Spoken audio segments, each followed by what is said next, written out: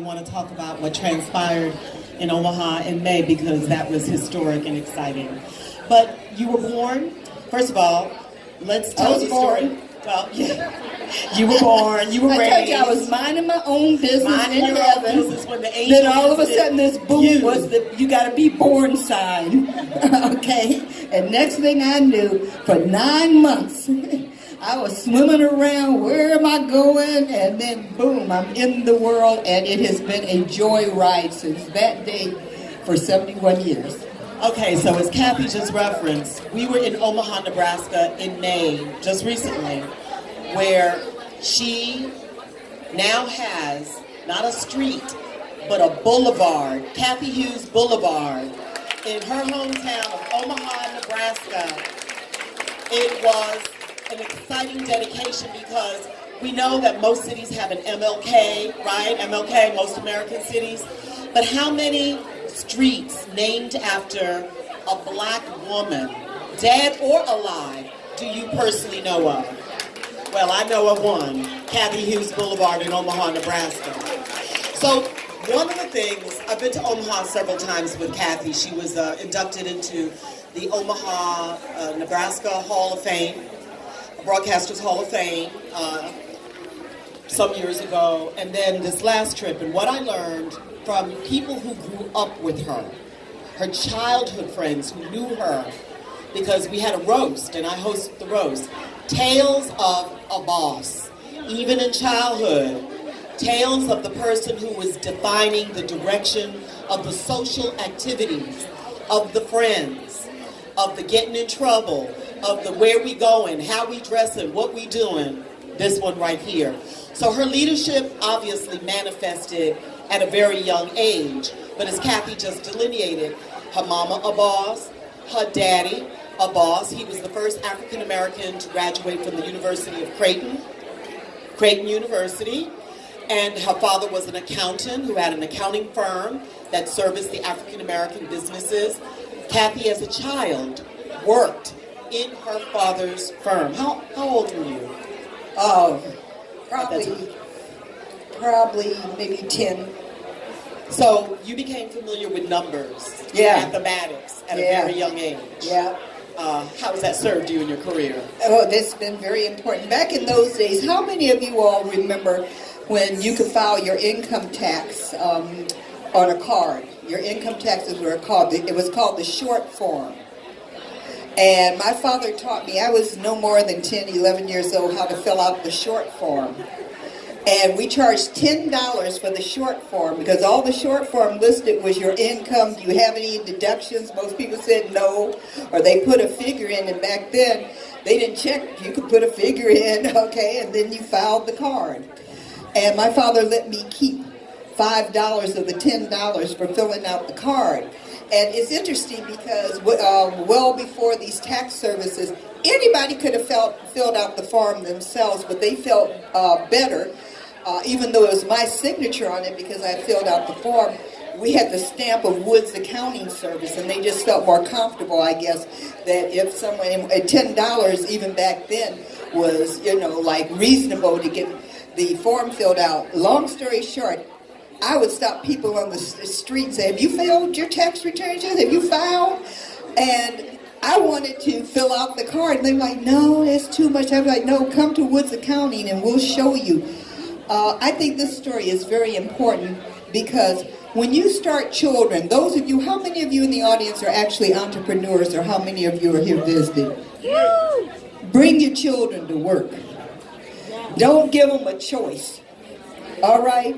That's something that those of you who are old enough remember when all the grocery stores and all the services in our community were owned and operated by the Jewish community. And what happened was their children didn't want those businesses.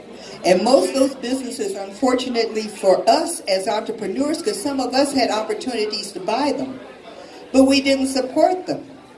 Now they're owned by another community. And guess what? We don't have a choice but to support them because they're the only services in our community. Just think how well and how much further along we would be. It's not good that we have food deserts. It's not good that we have pharmacy deserts. But the reality is that that little corner store is $1 million business because it's the only thing available. And at one time, we had the opportunity to own that. But because the second generation wasn't required to come in, that's how so many of us ended up with that Jewish grocery store, because they sent their children to law school or to some other school, and they hired us. We swept the floors. We stocked the shelves. So when they realized no one wanted to buy their business, we had the first opportunity to take those corner stores. We did not. And one of the reasons is don't make the mistake that they made. Take your children to work. Teach them the business. Because even if that's something they don't want to do, it's a skill that they take with them forever. And when you take a child young, they don't know no better. They supposed to go to work with you. You wait till they're a teenager and start arguing with them about why they don't come help you with the business, because you did not make them grow up thinking that they were supposed to. My son tells this corny joke that he thought everybody worked in a radio station because every day he had to go to the radio station. Guess what? The reason I can be here sitting with Dyana, going to South last night having dinner, is because he runs the company now. All right? Okay? He empowered me to be able to go and do other things that I missed out early in my life trying to build a business, because he just instinctively knew that he was going to have to run this business, because that's where he went every day. So please, sisters, if you have children, even if they don't like it, he did not like it. He was working for Motown. Remember those days? I said to him, unless you're going to marry one of Berry Gordy's daughters, when they read his will, you ain't getting nothing. Okay, when they read my will, you're getting everything, and you're not going to know how to run it. And so I literally forced him. Now he says, thank you. Because now, in addition to everything else, he's promoted me up and out of his way, so I can come to Philly and be with you, sisters, in my fourth quarter. Well, I want to go back. Okay? But it makes a difference when your kids know how to run your business. I don't care if you braid hair. Make sure your kids know how to braid the hair, just like you. So back to Omaha. You are a young teenager. 16. And you discover that you are pregnant. That's right. What happened? Because I knew everything. I knew all about life. I knew that Norforms were a contraceptive. They were a deodorant. So me and my smart self had a real good smelling baby, but I had a baby with Norforms. Because I'm thinking I'm practicing safe sex. I know what I'm doing. And the doctor told me that I was pregnant. I said, but I didn't have sex but one time. He said, young lady, that's all it takes is one time. That's how God created. You're shaking your head. Same thing happened to you? Did you know? I mean, it's the most shocking thing in the world for you to think that you know everything and you don't know the difference between a deodorant and a contraceptive, and now they telling you you pregnant. I went into shock. But thank God, I saw it as an opportunity. I saw it as a life-changing event for myself. I'm asked, as you know, a lot of times to speak to unwed teenage mamas. And I say to them, if you believe that you've made a mistake, your child's going to grow up to be a mistake. If you believe that God makes no mistakes, particularly not with the creation of babies, then you now have an opportunity to get a second chance at living your life correctly, because you got to do that in order for this child to grow up correctly. Babies, no matter what the circumstances, are in fact one of the greatest miracles that any woman could ever experience. Another human being growing inside your body. That's a miracle that you are sitting front row seat participating in. And if you see a baby, no matter what the circumstances, as an opportunity as opposed to a mistake or a problem, you end up with a better result. So you give birth to Alfred Liggins, your first and only child.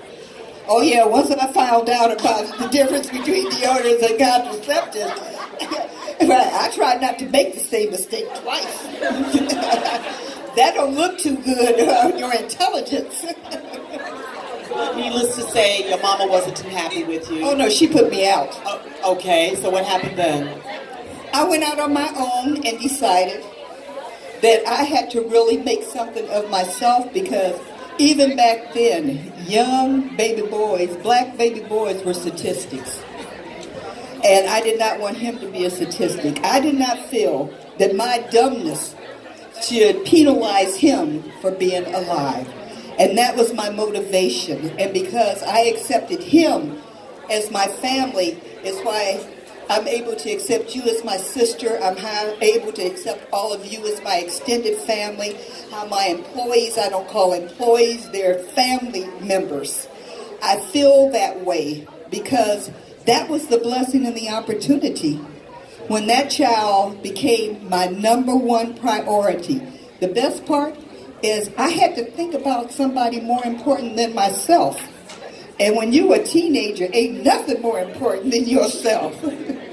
And it moves you past that when you're able to embrace someone else. And one of the things I've learned for you over the years, she and I have been together so many decades. Last night, we laughed so hard, I laughed my eyelash off. Okay, I was laughing so hard. You know, when you get one with a tear starting to roll, I looked up, my eyelash was going up instead of around my when you give love, it changes you first and foremost. But when you share love, it changes everything around you. You start loving how flowers look.